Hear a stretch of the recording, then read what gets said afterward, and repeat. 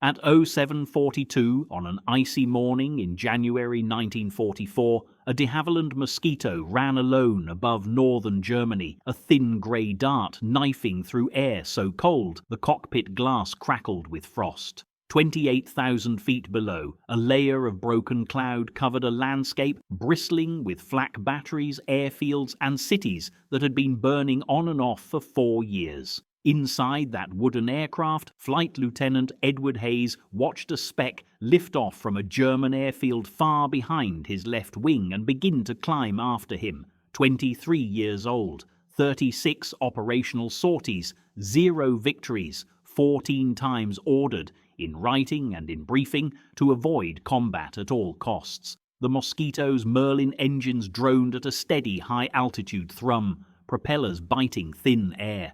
The aircraft was a reconnaissance variant, its bomb bay filled with cameras instead of explosives, its nose unarmed, its fuselage painted in pale camouflage that blurred into sky and cloud. Officially, it was not a fighter. Officially, it was never supposed to mix with enemy aircraft. Yet the speck behind him began to grow. Hayes rolled the Mosquito a fraction, just enough to bring the tail into the edge of his mirror. He saw the unmistakable knife-like silhouette of a Messerschmitt Bf 109 angling up through scattered cloud, nose pointed ahead of the Mosquito's wake, climbing hard, using bursts of emergency power. The German fighter's wings flashed briefly as it crossed a patch of winter sun. The navigator, strapped in beside him under the greenhouse canopy, tapped a gloved finger on the fuel gauge, then on the camera control box. 200 miles of hostile airspace still lay ahead before the North Sea. In the belly of the aircraft, canisters of exposed photographic film held images of coastal batteries, rail yards, assembly plants, and repair depots that Bomber Command would use within days. Intelligence more valuable than the aircraft itself. Orders for such flights were simple, printed in clear type on the operation sheet and repeated before every takeoff. Climb higher, if enemy fighters appear, turn away, use speed, do not engage, do not maneuver into combat. The Mosquito's job was to see and survive, not fight and die. Hayes could have opened the throttles and eased into a gentle climbing turn to the west, presenting the smallest possible target, trusting in the Mosquito's speed margin to stretch the range until the Messerschmitt dropped away, short of fuel and patience. The manual solution, the safe solution. But as he watched the German fighter claw for height, he saw something else. The 109 was coming up steep, almost straight at his tail, nose high, energy bleeding away with every second.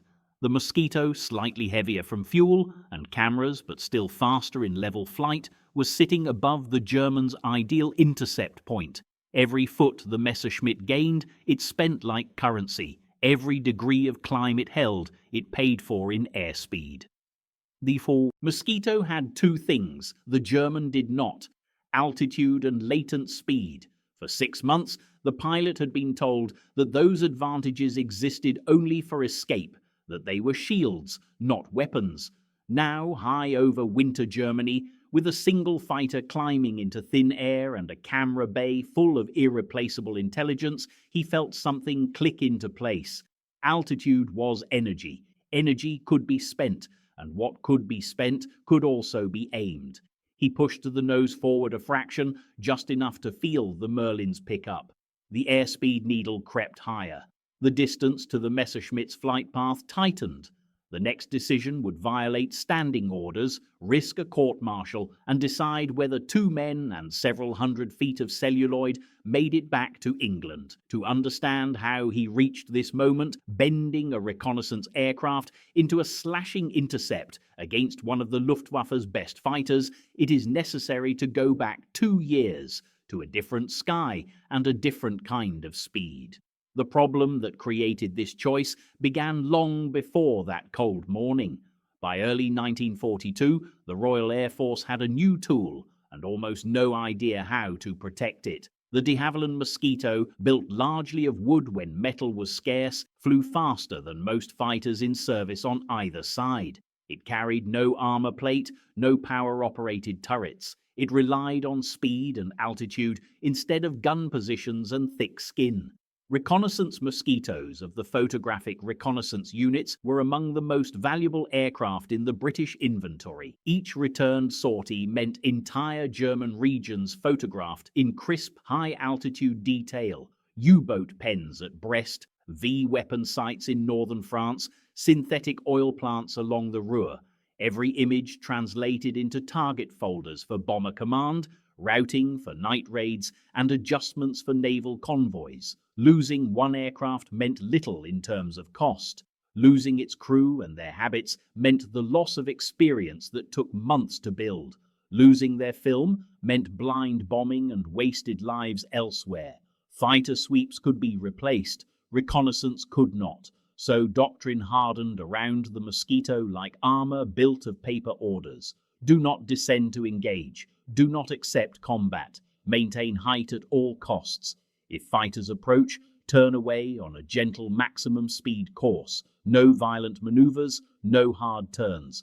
Preserve airframe strength and camera alignment.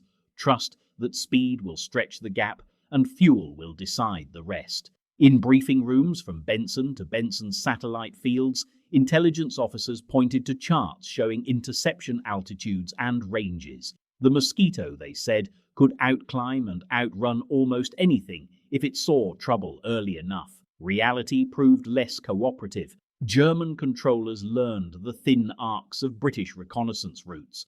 Ground-based radars tracked the high intruders. Pairs and fours of Bf-109s and FW-190s waited on alert. Strips. When radar plots and sound location sites placed the Mosquitoes over coastal beacons, fighters were scrambled in climbing turns that intersected the British aircraft well inland. Some Mosquito crews never saw their attackers. A sudden burst of cannon fire from below or ahead, a wing sheared off, a fuel tank ignited, and a wooden aircraft became a scattering of splinters over forest and field. The mathematics were harsh. It took months to produce a skilled reconnaissance crew. It took one well-timed firing pass from an experienced German pilot to erase them. Command answered by repeating the same prescription: avoid combat, trust speed, stay high. When Flight Lieutenant Edward Hayes arrived at his squadron in late 1942, that doctrine was as fixed as the airfield's runways. He had grown up far from any runway, on the flat, wind-swept coast of Norfolk. His childhood world was not metal and fuel, but salt, wind, and the stubborn pull of tides. His father worked as a boat builder in a small yard near Wells next the sea, shaping hulls from timber, sealing seams with tar, teaching his eldest son that water and air obeyed the same quiet rules. The North Sea shaped everything. In winter, grey rollers marched in under a low sky, breaking on sandbanks and leaving lines of foam that etched the beach. In summer, the wind came steady and clean across the marshes. Local boys learned to read it the way farmers read their fields. Some did it by instinct. Others, like Hayes, did it almost mathematically. At 14, he learned to sail a clinker-built dinghy his father had repaired from a wreck. The boat was heavy, reluctant in light airs, quick to bury its nose when mishandled in a gust. Sailing it fast meant understanding that speed was not something created from nothing, but something borrowed from wind and height and angles. As he grew older, he raced that same boat against lighter, sharper craft from better-funded clubs. He rarely won the start. The more polished crews accelerated faster off the line, their sails trimmed in an instant. But the boy who had grown up by the marsh noticed something none of them bothered with. The tide in the estuary did not move as one smooth sheet, but as a complex, shifting pattern of faster streams and slower back eddies. Deeper channels cut between sandbanks, carrying water out more quickly. Shallow shelves slowed it. A boat sailing down a fairway with the wind over her quarter could gain or lose whole lengths depending on the narrow path the helmsman chose. On calm evenings, he would drift at slack water, watching leaves and foam on the surface. They moved at different rates depending on where they lay. He memorized where the currents pressed hardest, where they slackened, where two streams met and knotted. The next races changed. He stopped trying to fight boat for boat up the same water as everyone else. Instead, he steered longer, curving lines that crossed invisible boundaries of current and depth. Sometimes that meant sailing further in pure distance, but through faster water. Sometimes it meant holding a seemingly wasteful angle to the wind, trading pure speed for a position that would pay off 5 minutes later when the tide bent. He watched other boats surge ahead in the first reaches, then find themselves clawing against an unseen river.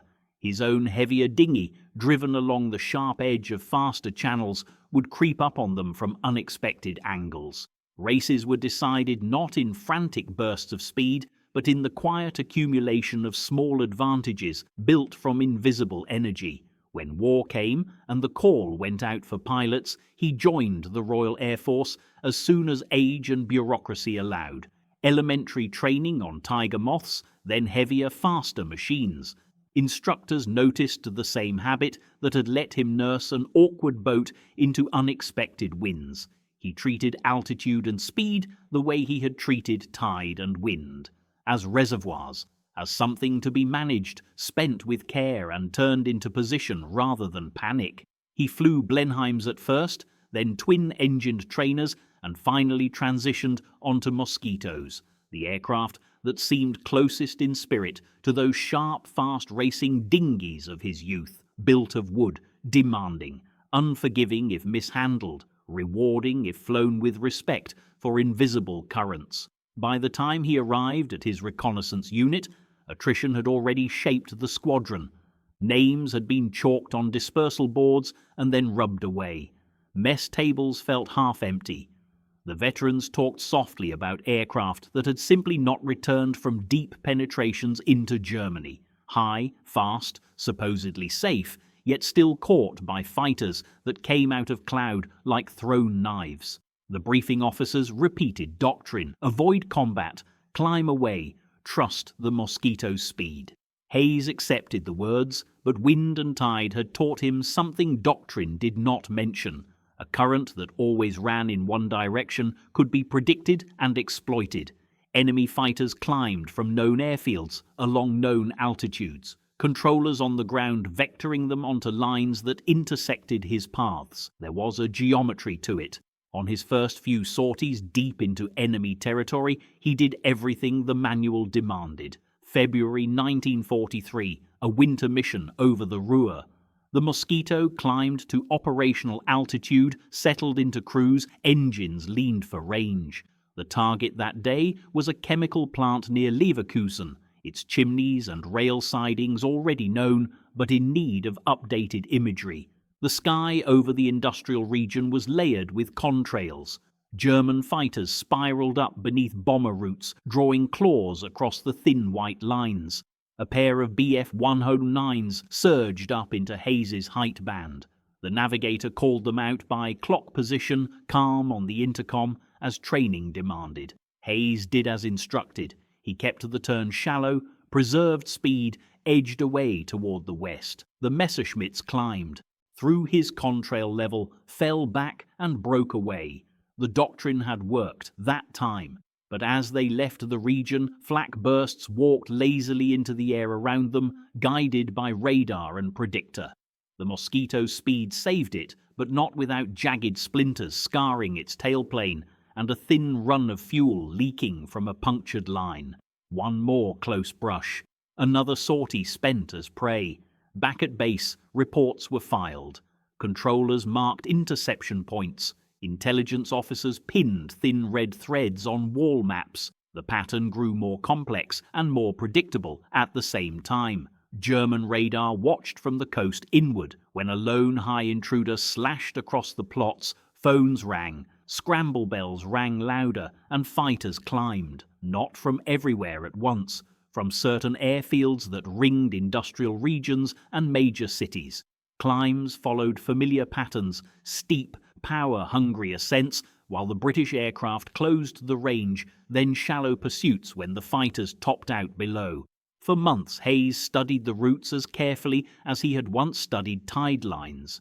When he was not flying, he sat in the operations room tracing missions that ended in clean returns and missions that ended in silence. He examined where losses clustered, what altitude bands fighters favored, how long they could sustain climbs. The uncomfortable truth emerged slowly. At the heights where Mosquitoes operated, German fighters could not safely sit and wait. The air was thin, engines overheated after long climbs at full power. Pilots pushed their machines up on steep ascent lines that killed their speed at the top. They arrived near Mosquito altitude with energy spent, forced either to dive away or risk a brief, desperate guns pass before falling back. Doctrine demanded that British crews avoid that point of intersection. Yet the pilots who pressed their flight logs and combat reports into Hayes's hands in the mess described the same thing over and over. When fighters came from well below, climbing hard, there was a moment, brief, almost subliminal, where the Mosquito sat above the German's nose, holding more speed, more potential energy, everything that mattered in a three-dimensional fight. The manuals told them to treat that moment as a warning and to flee. Hayes began to wonder if it was something else. The idea did not arrive as a revelation, but as an accumulation of numbers. He knew his aircraft's true airspeed at various altitudes. He knew, from interrogation reports and intelligence summaries, the approximate climb rates and ceiling of German fighters. He knew the standard vectoring calls used by German controllers, gleaned from intercepted radio traffic and translation. Turn to course this, climb to height that, intercept from such and such bearing. He began to sketch, in the margins of his logbook and on scrap paper in the crew room, little diagrams of climb profiles and crossing tracks. The pictures were not of dogfights in the traditional sense, but of curves of energy. What if, instead of simply running away when fighters appeared, a Mosquito used its altitude advantage to dive not away, but across the Germans' line, turning potential energy into speed and position, and spending that speed in a single precise firing pass from above and ahead? It sounded like madness even in his own head. An unarmed reconnaissance Mosquito had no guns to use, even if it managed such an intercept. Installing weapons meant additional weight, changes to camera layout, different maintenance demands. But the airframes existed. Fighter-bomber Mosquitoes already flew low-level strikes, their noses full of machine guns and cannon. Intruder variants hunted enemy aircraft at night. The basic structure was the same. The idea that slowly took shape in his mind was not to turn every reconnaissance aircraft into a fighter, but to take the logic of speed and altitude and twist it from pure avoidance into conditional aggression, to treat those advantages as something that could be aimed in time and space. The moment of discovery came not in a lecture hall or briefing room, but at dusk, in the shadow of a camouflaged hangar, with the smell of hot oil and dope on fabric hanging in the air. A fighter-bomber squadron shared the same station for a brief period, its Mosquitoes sitting heavier on their wheels, gun ports dark against lighter paint. Ground crews swapped rumors and tools. Pilots swapped coffee, cigarettes, and stories. One night, after a maintenance test, Hayes watched a cannon-armed Mosquito perform a series of climbing and diving turns overhead, its engines bellowing in open throttle climbs, then dropping to a lower, urgent note as it rolled over the top and spilled height into speed. The pattern clicked. Altitude was not a passive shield. It was stored motion. The Mosquito's speed was not a gift meant only for escape. It was a knife edge that could be directed. He did not approach his commanding officer with theory. He knew how far doctrine could bend before it snapped. Instead, he asked practical questions at engineering briefings. Could a limited number of reconnaissance aircraft be equipped with forward-firing armament without compromising their camera installations? Could gun-sighted variants lead certain missions, occupying an intermediate role between pure recon and pure fighter? The answer came back after weeks of trial and error in the form of a handful of modified aircraft. They carried cameras and guns both. their lacquered wooden noses now tromboned out into cannon barrels and machine gun muzzles. Officially, they remained reconnaissance platforms, their primary task unchanged. Unofficially, pilots like Hayes saw in them the embodiment of a new possibility.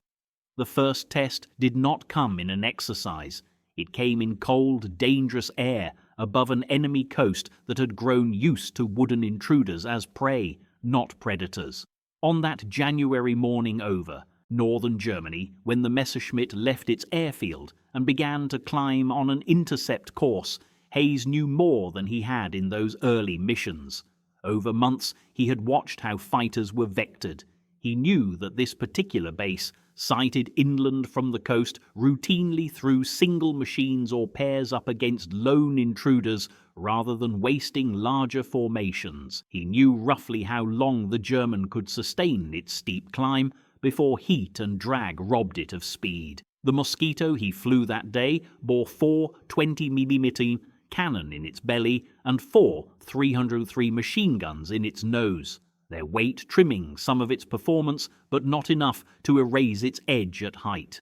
Cameras still filled the bay, angled down through crystal-clear windows, shutters ticking at intervals as the aircraft crossed assigned targets.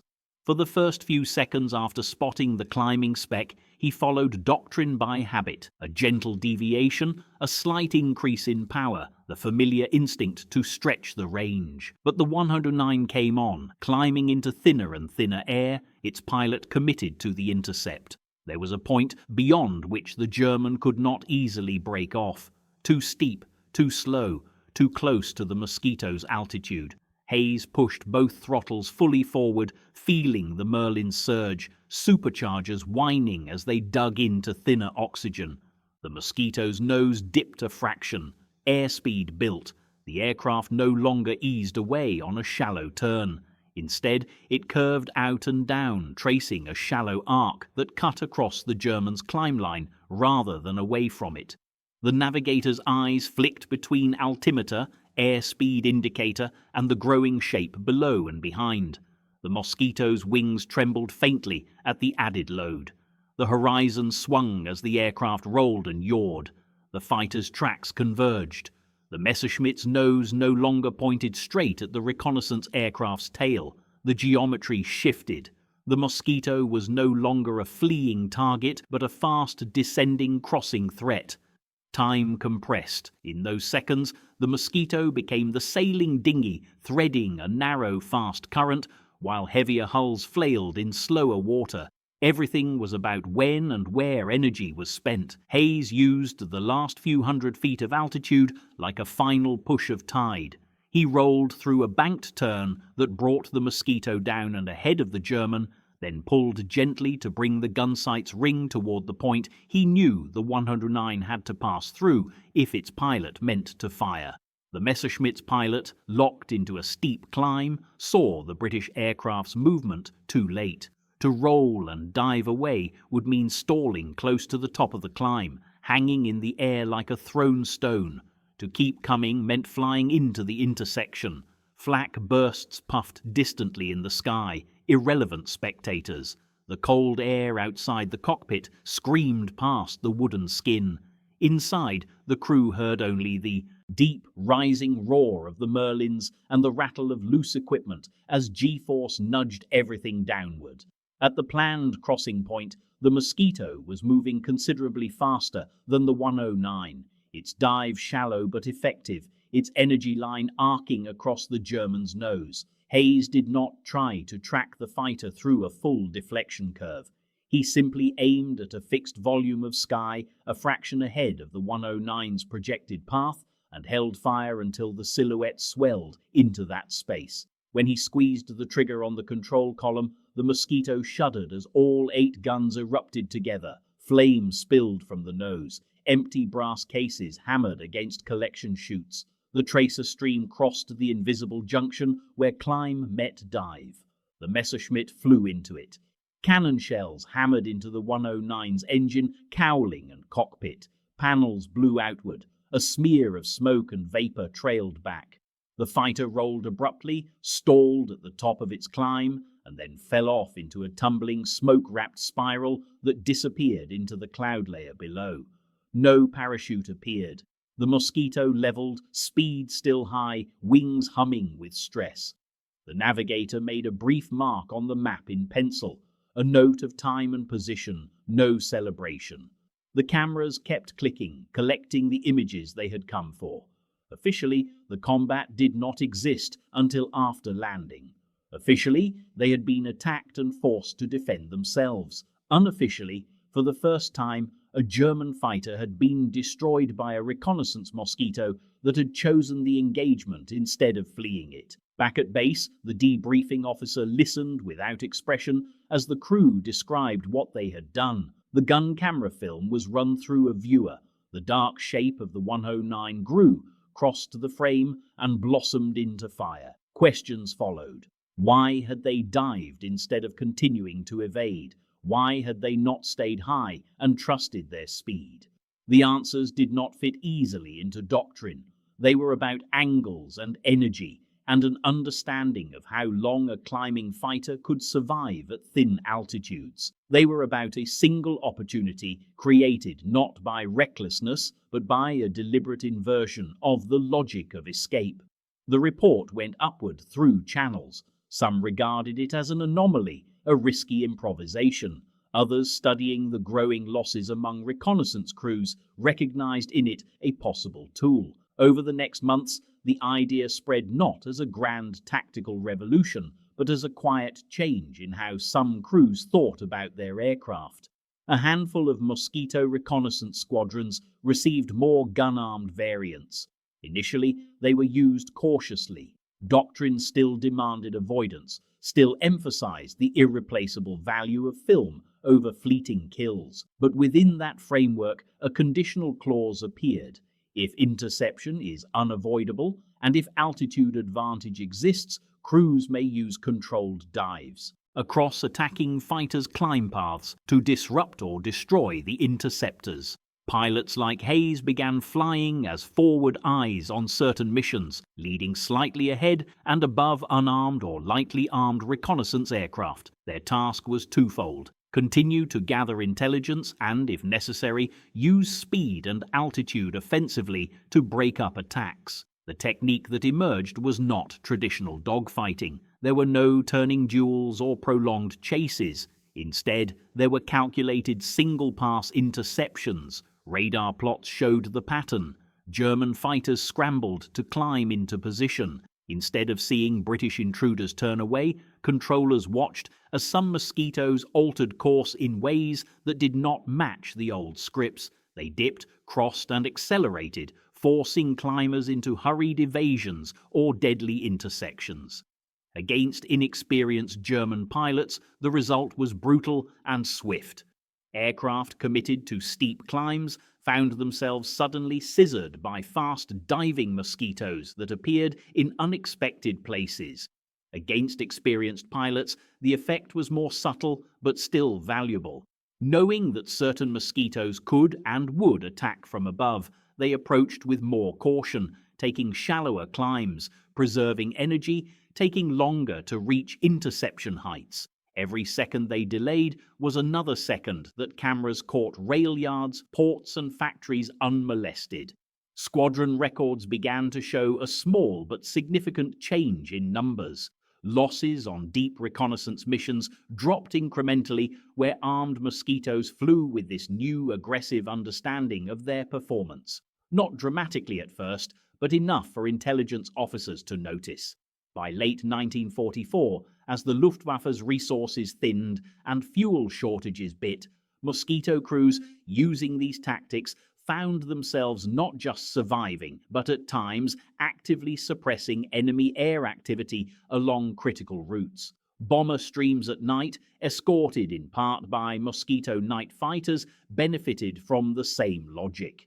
Those Mosquitoes used altitude and speed to fall like hammers into lanes where German night fighters climbed towards the bombers. A single successful interception could scatter or delay a whole pack. The idea that began with one pilot's refusal to treat altitude as a purely defensive resource became in parts of the RAF a quiet habit. Instructions in squadron lecture huts changed. Where once diagrams had shown only escape arcs fanning away from interception points, they now included slender curved lines that crossed attacker paths. The language remained cautious, hedged with conditions and warnings, but the principle was there. Spend energy deliberately. Attack when it turns the hunter into prey for a single decisive moment. Then leave before the terms of the fight change. For crews who flew those missions, the difference was not theoretical. Some could point to specific sorties where a calculated dive had broken up an attack on a formation of unarmed mosquitoes, sending German fighters scattering and leaving the rest to complete their photography. Some could count the number of bomber raids that had gone in with more accurate and recent intelligence because reconnaissance crews had survived encounters that might once have destroyed them. Hayes himself flew through the thickest years of the Mosquito campaign. From 1942 to early 1945, his logbook recorded targets from Peenemünde to Hamburg, from the U-boat pens of the Bay of Biscay to the V-1 launch sites in northern France. He did not turn every intercept into a fight. The new method was not a license for aggression. Many times doctrine still demanded pure avoidance, and he obeyed. But when conditions matched the patterns he had come to understand, when a single fighter clawed upward into thin air below, committed and slow and predictable, he used the Mosquito as a weapon rather than a fleeing witness.